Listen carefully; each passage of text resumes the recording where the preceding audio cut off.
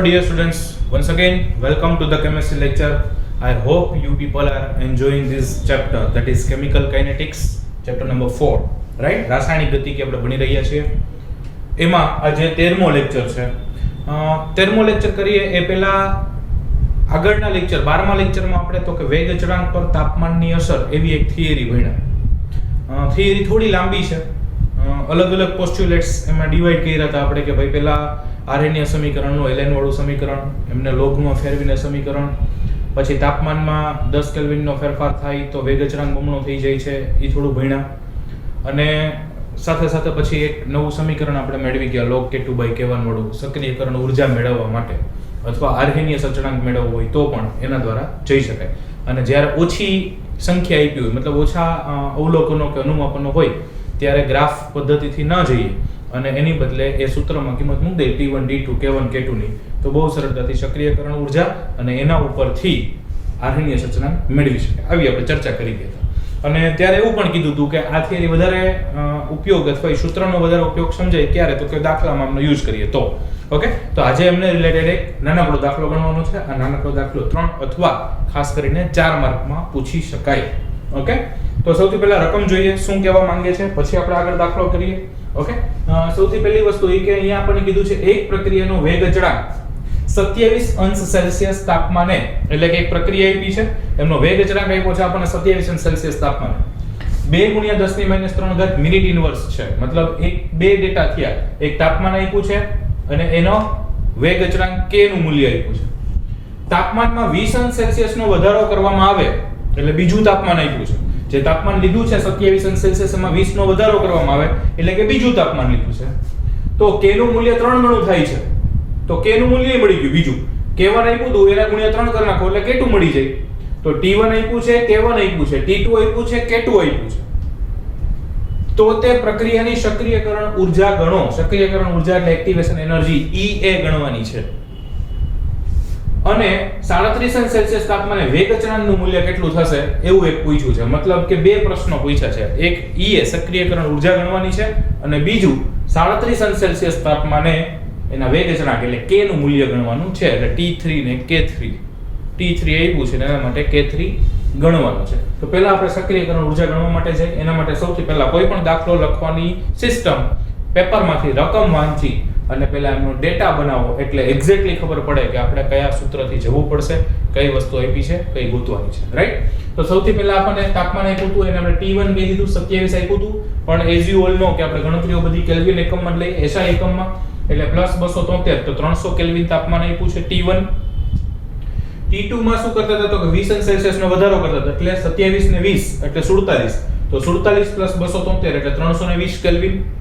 એટલે T1 T2 બે તાપમાન મળી ગયા. હવે K1 આપણને કહ્યું છે વેગ અચળાંક 2 × 10⁻³ મિનિટ ઇન્વર્સ, એટલે K1 બરાબર 2 × 10⁻³ મિનિટ ઇન્વર્સ. અને K2 આપણને આપ્યો છે k નું મૂલ્ય 3 ગણું થાય છે એવું કહી દીધું છે. એટલે પહેલા હોય એને ગુણ્યા 3 એટલે 2 × 10⁻³ એને ગુણ્યા 3 એટલે 2 તેરી ને 6 એટલે 6 × 10⁻³ મિનિટ ઇન્વર્સ આટલો ડેટા આપ્યો છે. અને એક r ની કિંમત આપણે લઈ લીધી 1.987 × 10⁻³ kilo kelvin. Sorry, kilo kelvin. Okay, તો અહીંયા આ એકમ જે છે r નો એના માટે આપણને 1.987 10⁻³ આપણે આમ તો 11મા ધોરણમાં ઓલરેડી r વિશે બહુ ડિટેલમાં ચર્ચા કરી ગયા. ક્યારેક 0.082 લેવું, ક્યારે 0.08314 લેવું, ક્યારે 1.987 લેવું, ક્યારે 1.987 × 10⁻³ લેવું. મતલબ that depends on the unit. કયો એકમ છે એના ઉપર આધાર રાખે છે. રાઈટ? તો અહીંયા આ 1.987 × 10⁻³ વાળી વેલ્યુઝ લેવી પડશે. ફાઇન. હવે આપણે સૂત્ર યાદ કરીએ જે આપણે ગઈકાલની થિયરીમાં છેલ્લે મેળવ્યું હતું. શું હતું સૂત્ર? તો કે log K2/K1 = EA/2.303R * 1/T1 - 1/T2. આ સૂત્ર છે અને ગઈકાલે મેં કીધું હતું કે આ પહેલા આવડતું હોવું જોઈએ તો જ આના દાખલાઓ થશે. રાઈટ? ચલો હવે આમાં આપણે શું ગણવાનું છે તો કે એમાં સર કંઈ નથી, એક ખાલી EA ગણવાનું છે, સક્રિયકરણ ઉર્જા આ એક જ ગણવાની છે. ઓકે, બાકી બધું આપ્યું છે તો કે જોઈ લઈએ. K2 આપ્યું છે તો કે હા સર, K1 આપ્યું છે તો કે હા સર, EA આપ્યું તો કે ના, એ ગણવાનું છે. 2.303 તો આપ્યા જ હોય, R તો કે ખબર છે, T1 તો કે ખબર છે, T2 તો કે ખબર, તો મળી જશે. બસ ખાલી કિંમતો મૂકો, સાદુરૂપ આપો, જવાબ હાજર. પણ અહીંયા સાદુરૂપ એટલા ઈઝી નહીં હોય, અઘરા પણ નથી. પણ એવું વિચારી નહીં લેવાનું હોય કિંમત મૂકી દીધી પછી તો જવાબ આવી જ જાય ને, બરાબર. સાદુ રૂપમાં પણ ઘણી જગ્યાએ આપણે ભૂલ કરીએ છીએ, જે તમે પણ અનુભવ્યું હશે કે તમને બધું આવડી ગયું હોય, સૂત્ર આવડી ગયું હોય, કિંમતો મૂકી, પણ ક્યારેક ઉતાવળમાં સાદુ રૂપમાં ભૂલ કરી દઈએ છીએ, એટલે એ પણ ખાસ જોવું. બસ ચલો કિંમત મૂકીએ. log k2 ની કિંમત શું છે તો કે 6 * 10⁻³ મિનિટ ઇન્વર્સ, એટલે આપણે મૂક્યું 6 * 10⁻³ મિનિટ ઇન્વર્સ છેદમાં k1 એટલે કે 2 * 10⁻³ મિનિટ ઇન્વર્સ, એટલે કે 2 * 10⁻³ is equal to EA as it is રાખ્યું છે છેદમાં 2.303, r ની જગ્યાએ મૂકી દીધું 1.987 10⁻³ that is 1.987 10⁻³ બ્રેકેટમાં 1/t1 એટલે મૂકી દીધા આપણે 300 અને 1/t2 મૂકી દીધા 320, રાઈટ. તો બધી જ કિંમતો મૂકી દીધી છે.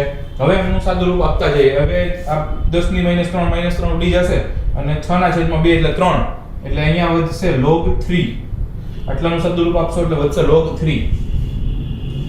સામે EA આ છેદ અત્યારે એમને રાખીએ છીએ, આમાં કઈ સાદું રૂપ નથી આપતા, એટલે 2.303 * 1.987 * 10⁻³ E as it is રાખીએ.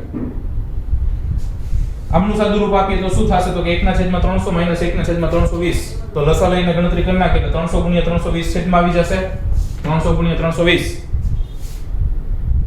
આને આના વડે ગુણી નાખવાનું, આને આના વડે ગુણી નાખવાનું, 320 - 300 320 - 300 છેદમાં 300 * 320.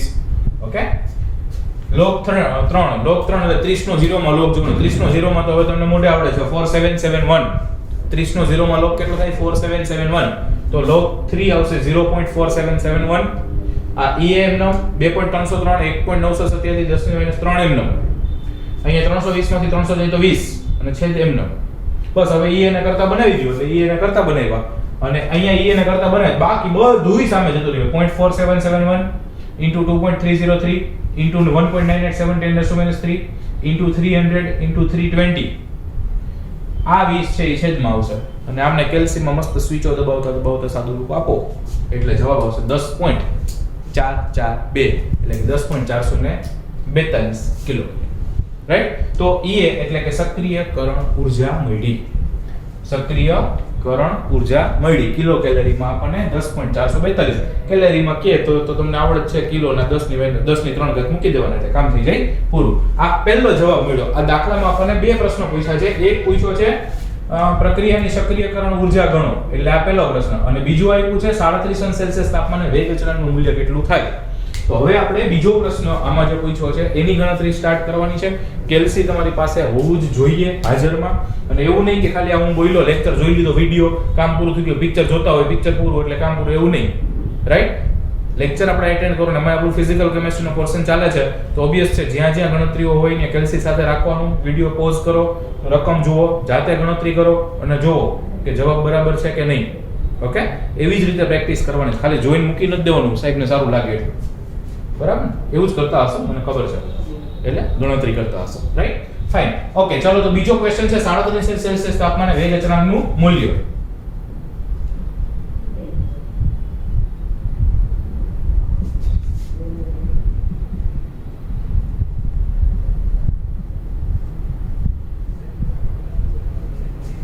અચ્છા, 37°C તાપમાને વેગ અચળાંકનું મૂલ્ય છે એટલે કેમ ગણાય તો કે સિમ્પલ આ સૂત્રનો ઉપયોગ થશે. હવે એમાં આપણી પાસે સક્રિયકરણ ઊર્જા પણ છે.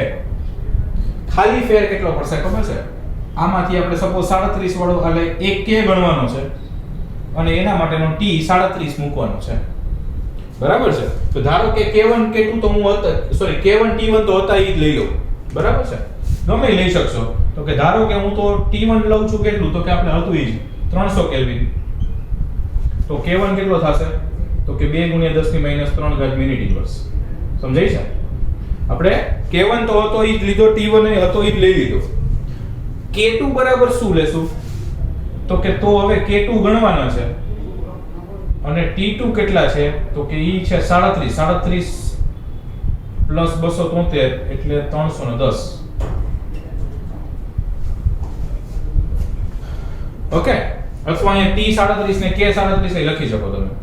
વળી t1 t2 માં કન્ફ્યુઝ થઈ જાવ તો અહીંયા લખી નાખો k 37 અને t 37. ટૂંકમાં 37°C તાપમાનનું છે એટલે 3 નામ આપો તોય વાંધો નહીં, 2 નામ આપો તોય વાંધો નહીં. ભાઈ તમને ખબર હોય છે કોને, ત્યાંથી મેં 2 એટલે કાઢી નાખ્યો કે અહીં કે t2 અહીંયા આટલા અહીંયા આટલા કા તો કે ભાઈ દાખલો નવો ચાલુ કરી દીધો, ભલે ઈ જ છે પણ નવા એઝમ્પશન્સ લીધા છે. બસ હવે આપણે જે સૂત્ર મૂકવાનું છે ક્યાં ગયું ભાઈ? આ જ સૂત્ર મૂકવાનું છે. ચલો મૂકીએ. આવડશે? Okay. log K37 by K1 is equal to EA upon 2.303 R 1 upon T1 minus 1 upon T2 એટલે T37. બસ આમાં કિંમતો મૂકી દો. શેની કિંમત ગોતવાની છે? તો કે K37 ગોતવાનું છે. બાકી બધું આપ્યું છે. ચલો ફટાફટ જાતે ટ્રાય કરો.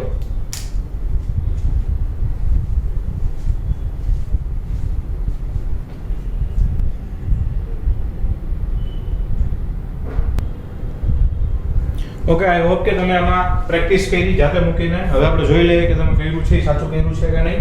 રાઈટ? તો log K37 as it is રાખીએ કારણ કે એની કિંમત તો આપણે ગોતવાની છે. છેદમાં K1 તો કે K1 તરીકે આપણે કન્સિડર કર્યું છે 2 * 10 - 3 તો કે યસ. જો અહીંયા એક બીજી હિન્ટ આપું કે T1 બરાબર મેં 300 લીધા હતા એટલે K1 2 * 10 - 3 લીધું. પણ માની લો કે T1 તરીકે આપણે 320 લે જે એક કિંમત આપણને આપી જ છે. તો K2 બરાબર 6 * 10 - 3 લેવું પડે. મતલબ કે T1 હોય ઈ K1 લેવાનું. 300 લીધું એટલે 2 * 10 - 3. 320 લીધું હોત તો 6 * 10 - 3. એ પણ લઈ શકાય. ઈ જવાબ સાચો હોત. ફાઇન. ઓકે, ચાલો. તો K37 છેદમાં 2 * 10 - 3 K1 ની કિંમત મૂકી છે. હા, is equal to EA. EA હમણાં આપણે ગોઈતો. આ દાખલામાં પહેલું જે ગોઈતું સક્રિયકરણ ઊર્જા કેટલી મળી? તો કે 10.442. એટલે આપણે એની કિંમત મૂકી 10.442 છેદમાં 2.303 ગુણ્યા R. એ ભાઈ R ની કિંમત તો કે 1.987 10 - 3. Very good. તો 1.987 10 - 3. ઓકે, ચલો. Into bracket 1/T1. 1/T1 એટલે કેટલું? તો કે 1/300 માઈનસ 1/T37. 37 એટલે 310. તો 1/300 માઈનસ 1/310. એનું મેં સાદું રૂપ ડાયરેક્ટ આપી દીધું છે 310 - 300 છેદમાં 300 * 310. હમણાં આગલા દાખલામાં આવી જ રીતે આપ્યું છે. ઓકે, ચલો. હવે આનું આપીએ તો log K37 છેદમાં હોય ઉપર લઈ આવો તો માઈનસ થાય, ગુણાકાર હોય તો પ્લસ થાય. તો log K37 માઈનસ log 2 * 10 - 3. કાઈ નથી કર્યું, છેદમાં તેને ઉપર લઈ આવ્યો એટલે માઈનસ થાય. બાકી બધું તો કેમ નામ રાખે 10.442. 310 માંથી 300 જાય એટલે 10.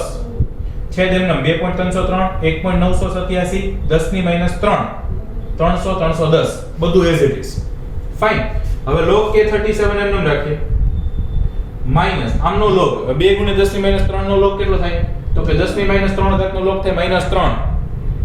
10 - 3 નો log થાય -3 પ્લસ 20 નું 0 માં થાય 30 10 એટલે -3 પ્લસ 0.30 એટલે વધશે -2.6990.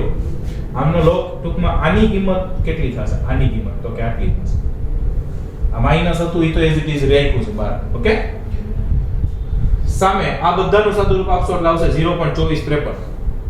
ઓકે, આ બધાનું સાદું રૂપ આપશો એટલે કેટલું આવશે? 0.2453. ઓકે, ચલો. હવે log K37 as it is. અહીંયા માઈનસ માઈનસ પ્લસ અને સામે જાવ એટલે પાછા માઈનસ. માઈનસ માઈનસ પ્લસ સામે લઈ જાવ તો પાછા માઈનસ એટલે -2.6990 અને 0.2453 તો હતા જ. તો -2.6990 પ્લસ 0.2453. log K37 આ બેનો સરવાળો બાદબાકી થાય એટલે -2.4537 વધે -2.4537. ઓકે, ચલો. તો log K37 મળે. આપણે તો ખાલી K37 જોઈ છે. અચ્છા, તો log ને સામે લઈ જાઓ. log સામે જાય એટલે શું થઈ જાય? તો કે એન્ટી-log થઈ જાય. તો K37 બરાબર એન્ટી-log ઓફ -2.4537. અચ્છા, -2.4537 એટલે એન્ટી. હવે એન્ટી-log જોવાના નિયમો આપણે ઓલરેડી 11મા ધોરણમાં ભણી ગયા છે કે ભાઈ એન્ટી-log જોવો હોય એટલે સૌથી પહેલા તો પોઈન્ટ પછીના આંકડાનો જ એન્ટી-log જોવાય. અને જ્યારે માઈનસમાં સંખ્યા હશે ત્યારે શું કરવાનું? તો કે એની પછીની જે સંખ્યા આવતી એમાં ફેરવી આ સંખ્યા બાદ કરો એટલે કંઈક 0 પોઈન્ટમાં નવી સંખ્યા મળશે. એટલે -2 પોઈન્ટ સમથિંગ હતા એટલે શેમાં ફેરવા? -3 માં. એન્ટી-log ઓફ -3 અને -3 માંથી આ ટૂંકમાં 3 માંથી આ બાદ કરી નાખો એટલે શું વધશે? તો કે 0.546. ઓકે, તો એન્ટી-log ઓફ -3.0.546 -3 પ્લસ 0.546. આપણે આ સ્ટેપ થી એન્ટી-log જોતા શીખ્યા છે. કદાચ તમારી પાસે સાયન્ટિફિક કેલ્સી હોય ડાયરેક્ટ કાઢી નાખો તો વાંધો નહીં, પણ સાયન્ટિફિક કેલ્સી એક્ઝામમાં એલાઉડ નથી. ઓકે, બીજું કે આપણે સાદા કેલ્ક્યુલેટરમાં પણ એન્ટીલોગ જોતા શીખડાયું છે, એમાં ડાયરેક્ટ આ સંખ્યાનો મળતો હોય લગભગ મળી જશે, બરાબર છે, તોય ચાલશે, મને કોઈ વાંધો નથી. પણ ફરી એકવાર આવી રીતની માઈનસ વાળી સંખ્યા છે પછીની પૂર્ણાંક સંખ્યા ફેરવો એટલે પછીની પૂર્ણાંક કઈ આવે તો કે 3 અને પછી એમાંથી આ બાદ કરી નાખો એટલે 0.546 મળશે. હવે એન્ટી કેમ જોવાનો તો કે જે પૂર્ણાંક સંખ્યા હોય ને એનો એન્ટીલોગ ડાયરેક્ટ 10 ની ઘાત થઈ જાય, એટલે -3 નો એન્ટી શું થાય તો કે 10 ની -3 ઘાત, એટલે આમનો એન્ટી આવી ગયો. 0.54 નો 6 માં એન્ટીલોગ જોવો, 0.54 નું 6 માં એન્ટીલોગ જોવો એટલે 35 18 આવે, એક આંકડા પછી પોઈન્ટ એટલે 3.518 ગુણ્યા 10 ની -3 ઘાત મિનિટ ઇનવર્સ એવો વેગ અચળાંક મળે 37 અંશ સેલ્સિયસ તાપમાને. ફરી એકવાર સૂત્ર આ મૂક્યું છે, એમાં K1 T1 આપણે આગલો જે આમાં પહેલો સ્ટેપ કર્યું હતું એનું જ મૂક્યું છે, બરાબર, અને T2 K2 ની બદલે મેં T7 K37 લઈ લીધા છે. બસ કિંમતો મૂકે સાદુરૂપ. ખાસ લોગ એન્ટીલોગ જોવાનો કમાલ છે, એટલે ખાસ આમાં ધ્યાન રાખજો. બીજું કે આમાંથી બેઠે બેઠો દાખલો લખવાનો નથી, લખવાનો છે પણ દાખલો જોઈ લો. ઓકે, ચલો મેં હિન્ટ પણ આપી દીધી, પછી જાતે આમાં કિંમત મૂકી જુઓ અને સાદુરૂપ આપી જુઓ. જો જવાબ આવી જાય છે ફાઇન, નથી આવતો તો જુઓ કે ભાઈ આમાં તમે કિંમત મૂકવામાં ભૂલ કરી છે, ગણતરીમાં ભૂલ કરી છે. જાતે ગણીને જ દાખલો પ્રેક્ટિસ કરવાનો છે, આમાંથી જોઈને કોપી મારવાનો નથી, નકર એનો કોઈ મતલબ નથી, બરાબર. ન આવડે તો પાછો જોવો કે ક્યાં ભૂલ કરી છે, પાછો એને ગણો, પણ જ્યાં સુધી ગણશો નહીં ત્યાં સુધી જોઈએ દાખલો આવડવાનો નથી, રાઈટ. તો આ દાખલો ગણવાનો છે, તમારી બુકમાં આપણે જે લખીએ છીએ એમાં લખવાનો છે, પણ જાતે ગણીને લખવાનો છે. ફાઇન, ચલો લખીએ.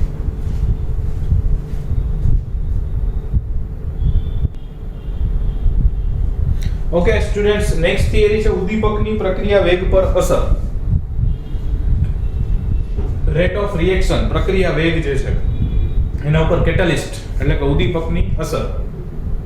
હવે કે સર કે આવી થિયરી સમજવાની જ ના હોય, કાં તો કે અમને ખબર જ છે કે ઉદ્દીપક ઉમેરો એટલે પ્રક્રિયા વેગ વધે, થિયરી પૂરી. આપણે એ જ કહેવાનું છે ઉદ્દીપકની પ્રક્રિયા વેગ પર અસર શું થાય તો કે ઉદ્દીપક ઉમેરશો એટલે પ્રક્રિયા વેગ વધશે. ઓકે, ઉદ્દીપક ઉમેરશો તો ઉદ્દીપક શું કામ કરશે તો કે ઉદ્દીપક છે એ પ્રક્રિયા વેગ વધારવાનું કામ કરશે. એ આપણને બધાને ખબર છે, પણ એ પ્રક્રિયા વેગ વધે શું કામ, કઈ રીતે એ એક્ચ્યુઅલી કામ કરે. ઉદ્દીપકનું મૂળ કાર્ય શું તો કે ઉદ્દીપકનું મૂળ કાર્ય છે ને એ સ્થિતિજ ઊર્જા ઘટાડવાનું કામ છે, સક્રિયકરણ ઊર્જા ઘટાડવાનું કામ છે. ઉદ્દીપકનું કાર્ય શું તો કે ઉદ્દીપક છે એ સક્રિયકરણ ઊર્જા ઘટાડવાનું કાર્ય કરે છે.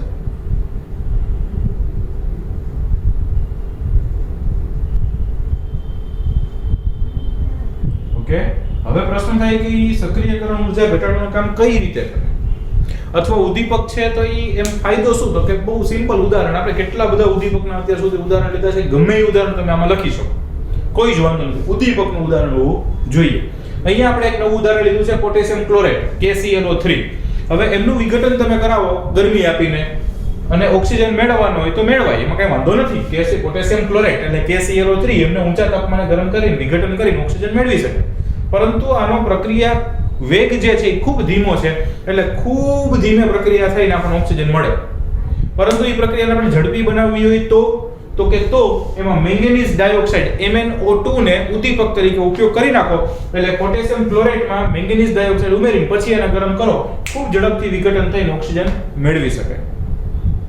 પ્રશ્ન થાય તો MnO2 સર શેના તરીકે કામ કર્યું તો કે MnO2 છે KClO3 સાથે પ્રક્રિયા કરે તો કે ના, એમાંથી કઈ નિપજ બનાવવામાં એમાં કઈ ભાગ લેતું નથી, પરંતુ ઈ MnO2 છે અહીંયા ઉદ્દીપક તરીકે કાર્ય કરશે, પ્રક્રિયાનો વેગ વધારશે અને પ્રક્રિયાને અંતે મૂળ સ્વરૂપે પાછા મળે. ઉદ્દીપક છે એ પ્રક્રિયામાં વપરાઈ જતા નથી, પ્રક્રિયક સાથે જોડાય, મધ્યવર્તી સંકીર્ણ બનાવે અને પછી પાછું છૂટું પડી અને નિપજની સાથે મૂળ સ્વરૂપે પાછું મળે. અને એટલે તો ઉદ્દીપકનો ફાયદો છે, ઉદ્દીપક આખી પ્રક્રિયામાં જમાવટ કરી આવે પણ પોતે ક્યાંય વપરાઈ જાય નહીં, મૂળ અવસ્થામાં મૂળ જથ્થામાં પાછો મળતો જાય, રાઈટ. તો ઉદ્દીપક છે એનો ખાસો ઉપયોગ છે, અને ખાસ કરીને આ ઝડપથી પ્રક્રિયા, માની લો કે આને દાખલા તરીકે 500 અંશ સેલ્સિયસ દાખલા તરીકે આપું છું, સાચું તાપમાન નથી, માની લો કે આપણે 500 સેલ્સિયસે 1 કલાક ગરમ કરવું પડતું હતું, એની બદલે ઉદ્દીપક ઉમેરીને અડધી કલાક જ ગરમ કરવું પડ્યું, તો તમે વિચારો અડધી કલાક બચી ગઈ, એટલે પ્રોડક્શન એક તો ડબલ થઈ ગયું. બીજું અડધી કલાક ટેમ્પરેચર ઓછું આપવું પડ્યું એટલે ફ્યુલ બચ્યું, બળતણ બચ્યું. ત્રીજું કે અડધી કલાક ફ્યુલ ઓછું પડ્યું એટલે પોલ્યુશન ઓછું થયું, એટલે પ્રદૂષણમાં ફાયદો થયો. તો પ્રોડક્શન વધ્યું, પ્રક્રિયાની ફ્યુલ બચ્યું એટલે પર્યાવરણ માટે સારું અને મની બાય સારું, બરાબર, થોડું પ્રોડક્શન સસ્તું પડે એટલે એ બે ફાયદા થયા. અને ત્રીજું, એટલો ધુમાડો ઓછો થયો, અડધી કલાક ઓલો કલાક ધુમાડો થતો તો અડધી કલાક જ એમાંથી ધુમાડો નીકળ્યો. એનો મતલબ કે પર્યાવરણ માટે પણ સારું. એટલે ઉદ્દીપક છે એનો ઉપયોગ ખૂબ સારો છે. રસાયણ વિજ્ઞાનમાં ઉદ્દીપક ખૂબ અગત્યની વસ્તુ છે, રાઈટ? અચ્છા, હવે ઉદ્દીપક કેમ કામ કરે? તો કે આપણે કીધું ઉદ્દીપક સક્રિયકરણ ઉર્જા ઘટાડવાનું કામ કરે. તો એ કઈ રીતે હોય? તો દાખલા તરીકે અહીંયા આપણે એક ગ્રાફ દોર્યો છે. પ્રક્રિયા અક્ષ કીધું છે આપણે, x અક્ષને, અને y અક્ષ ઉપર સ્થિતિજ ઉર્જા લીધી છે. અને એકવાર ઉદ્દીપક ઉમેરેલી પ્રક્રિયાનો ગ્રાફ દોર્યો છે અને એમાં જ ઉદ્દીપક ઉમેરા વગરની પ્રક્રિયાનો ગ્રાફ દોર્યો છે. તો પહેલા ઉદ્દીપક ઉમેરા વગરની પ્રક્રિયા એટલે બ્લેક કલરનો તમે ગ્રાફ જુઓ તો આ બ્લેક કલરનો કર્વ છે, આ બાજુ પ્રક્રિયક છે, અહીંયા નિપજ મળે છે. તો એ કઈ રીતે જાય છે? તો કે જેવી પ્રક્રિયા ચાલુ થાય એટલે પ્રક્રિયકોમાંથી નિપજ તરફ જાય એટલે ધીમે ધીમે ધીમે ધીમે સ્થિતિજ ઉર્જા વધતી જાય મહત્તમ થાય. ત્યાંથી પછી ઘટતી નિપજ તરફ આવે. ઓકે, તો આ અનુદ્દીપિત પ્રક્રિયા, અનુદ્દીપિત એટલે અનુદ્દીપિત એટલે ઉદ્દીપકનો ઉપયોગ નથી કર્યો એવી, મતલબ સાદી પ્રક્રિયા ઉદ્દીપક વગરની. ઓકે, અચ્છા, હવે પ્રક્રિયકોની સ્થિતિ ઉર્જા અને મહત્તમ સ્થિતિ ઉર્જા એનો તફાવત એને કહેવાય સક્રિયકરણ ઉર્જા. રિપીટ, પ્રક્રિયકોની સ્થિતિ ઉર્જા છે ને, તો પ્રક્રિયકોની સ્થિતિ ઉર્જા એટલે આ જે આડી લાઈન ડ્રો કરી છે આ, અને એની મહત્તમ સ્થિતિ ઉર્જા, તો સ્થિતિ ઉર્જા વધતી ગઈ મહત્તમ થઈ, આ મહત્તમ સ્થિતિ ઉર્જા. તો પ્રક્રિયકોની સ્થિતિ ઉર્જા અને મહત્તમ સ્થિતિ ઉર્જા એમની વચ્ચેનો તફાવત એને કીધું એની સક્રિયકરણ ઉર્જા. તો આ ઉદ્દીપક નતો ઉમેર્યો ત્યારની સક્રિયકરણ ઉર્જા આટલી હતી. કેટલી? આટલી. ઓકે, હવે ઉદ્દીપક ઉમેરીને પ્રક્રિયા કરાવી અને એના માટે ગ્રાફ દોર્યો. આ રેડ કલરનો તમને જે દેખાય છે એ છે. તો એનો તમે કહું જોશો તો એનો કંઈક આવી રીતે મળે છે. એમાં પણ આપણે સક્રિયકરણ ઉર્જા માપી અને એમાં તમે જોઈ શકો છો કે સ્થિતિજ ઉર્જા જે આલેખ છે એને નીચે લઈ આવ્યો છે. આ સ્થિતિજ ઉર્જાનો આલેખ આટલો બધો ઉપર જતો હતો ઉદ્દીપક વગર. ઉદ્દીપક ઉમેર્યો તો એ આલેખ તો કે નીચે આવ્યો છે. એટલે ક્યારેક તમને એવું વાક્ય વાંચવામાં મળે કે ઉદ્દીપક છે સ્થિતિજ ઉર્જા અંતરાયને નીચો લાવે છે. બહુ ટિપિકલ વાક્ય છે. ઉદ્દીપક સ્થિતિજ ઉર્જા અંતરાયને નીચે લાવે. અંતરાય એટલે આલેખ, એમને નીચે લઈ આવે છે. ઓકે, અચ્છા, એમના માટે સક્રિયકરણ ઉર્જાની વાત કરીએ વ્યાખ્યા તો ઈ થાય પ્રક્રિયકની સ્થિતિ ઉર્જા અને મહત્તમ, એની મહત્તમ સ્થિતિ ઉર્જા દાખલા તરીકે આ છે. તો એમની સક્રિયકરણ ઉર્જા ઈ હતી, રાઈટ? તો પહેલાની સક્રિયકરણ ઉર્જા આટલી હતી, બીજાની સક્રિયકરણ ઉર્જા એટલી હતી. તો સક્રિયકરણ ઉર્જામાં શું થયું? તો કે ફેરફાર થયો, ઘટાડો થયો. તો ઈ જ તો કીધું ભાઈ, ઉદ્દીપક છે ને ઈ સક્રિયકરણ ઉર્જા ઘટાડવાનું કાર્ય કરે છે. અને હવે તમને કહું કે સક્રિયકરણ ઉર્જા ઘટાડી નાખી, બે નિપજ ન્યા જ પહોંચી, નિપજમાં કઈ ફેર ના પડે, પ્રક્રિયા કઈ જ, નિપજ એ જ. પણ હવે તમે વિચારો, આ બ્લેક વાળા રસ્તે તમે જાઓ અને આ રેડ વાળા રસ્તે જાઓ, શેમાં વહેલા પહોંચો? તો કે રેડ વાળા રસ્તે. એટલે આપણે એમ કહીએ છીએ પ્રક્રિયા ઝડપથી થાય છે. શું કામ ઝડપથી થાય છે? તો કે એની સક્રિયકરણ ઉર્જા ઘટે છે એટલે. અને સક્રિયકરણ ઉર્જા શું કામ ઘટે છે? તો કે એનો સ્થિતિજ ઉર્જાનો જે આલેખ છે એ નીચે આવે છે એટલે. તો ઉદ્દીપક બેઝિકલી શું કામ કરે છે? તો કે સ્થિતિજ ઉર્જાનો આલેખ નીચો લાવે છે, એના કારણે સક્રિયકરણ ઉર્જા ઘટે છે. અને સક્રિયકરણ ઉર્જા ઘટે છે એટલે પ્રક્રિયા ઝડપથી થાય છે, એટલે પ્રક્રિયાનો વેગ વધે છે એવું તમે કહી શકો. તો ઉદ્દીપકનો ઉપયોગથી પ્રક્રિયાનો વેગ વધારી શકાય. બીજું કે પ્રક્રિયાનો વેગ વધે છે પણ આપણે કીધું એમ એ પ્રક્રિયાની અંદર ક્યાંય ઇન્વોલ્વ થતો નથી, નિપજ બનાવવામાં એમાં ક્યાંય વપરાઈ જતો નથી. તો પછી એના કારણે સંતુલન અચળાંકના મૂલ્યમાં તો કે કોઈ ફેરફાર થતો નથી. મુક્ત ઉર્જા ફેરફાર ડેલ્ટા જી એમાં પણ કોઈ ફેરફાર થતો નથી. ટૂંકમાં સંતુલન અચળાંક કે અથવા મુક્ત ઉર્જા ફેરફાર ડેલ્ટા જી એના ઉપર ઉદ્દીપકની કોઈ અસર ન થાય. એની ઉપર ઉદ્દીપકની અસર થતી નથી, માત્ર પ્રક્રિયાનો વેગ જ વધે છે. અચ્છા, તો પ્રશ્ન થાય બે સંતુલન અચળાંક, તો સંતુલન એટલે તો પુરોગામી પ્રક્રિયાનો વેગ અને પ્રતિગામી પ્રક્રિયાનો વેગ સમાન થાય એ પરિસ્થિતિને જ આપણે સંતુલન કહીએ.